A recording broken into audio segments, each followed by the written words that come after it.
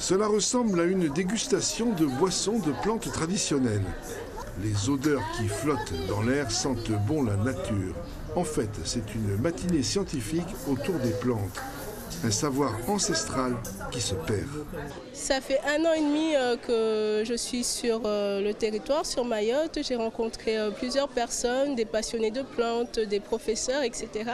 Et j'ai constaté en fait que la thématique intéressait beaucoup de monde et qu'on travaillait chacun dans son coin. Donc le but aussi de cette journée était de pouvoir rassembler tous les sachants, tous les passionnés, tous les fundis autour d'une matinée pour pouvoir justement échanger et pourquoi pas initier des collaborations. Il y a un savoir-faire traditionnel ici qui date de très longtemps et qui malheureusement tend à disparaître dans le temps. Et que donc nous, notre travail justement consiste à inventorier ces espèces médicinales et en même temps comment on les utilise à Mayotte et dans la région. Et dans un second temps, on fait un travail de biographie. Puisqu'il y a beaucoup de travaux qui ont été réalisés sur ces plantes-là. À l'heure de la réflexion sur les produits bio, cette matinée d'échange tombait à pic. Le public nombreux d'étudiants ou tout simplement de gens intéressés par le thème ne s'y était d'ailleurs pas trompé. Des travaux scientifiques ont déjà été réalisés sur les plantes de Mayotte.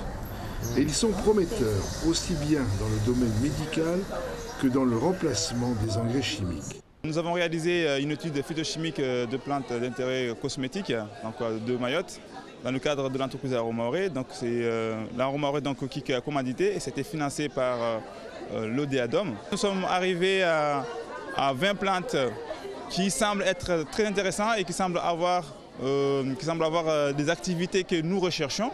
Après les tests au laboratoire, nous avions encore sélectionné que 3 plantes. Et puis parmi ces 3 plantes-là, nous avons détecté des activités que nous recherchons. Et qui n'étaient pas connues. Qui n'étaient pas connues. Est-ce que les bioproduits vont pouvoir remplacer les produits de synthèse? Il n'y a pas de substitution possible. Je pense que ça peut être long. Et c'est surtout que ça demande de changer les habitudes. Ce qui est long, c'est ça, c'est l'homme. Il faut que l'homme apprenne à s'en passer. Et donc ça, jusqu'à présent, il passait une fois avec un vapeau là, dans son truc, il bousillait tout, ça marchait bien.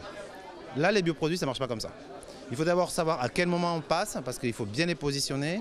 Ça passe à des cycles très particuliers du phytopathogène. Ça peut être actif de façon précoce et pas du tout si vous ratez et si vous l'appliquez 2 jours après. Dans les jours qui viennent, le ministère doit annoncer un plan de 30 millions d'euros pour développer la filière bio dans l'agriculture.